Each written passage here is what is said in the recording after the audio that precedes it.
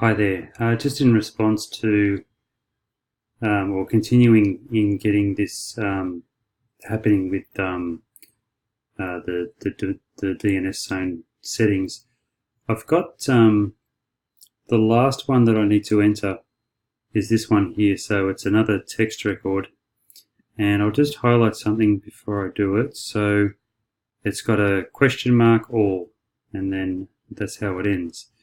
This doesn't work with the question mark in it. If I look at the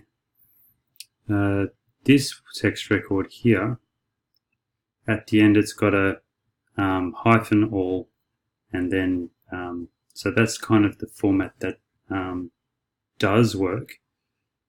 So I'll just copy this. So this is for MailChimp, and if I go to MailChimp's documentation, you can see here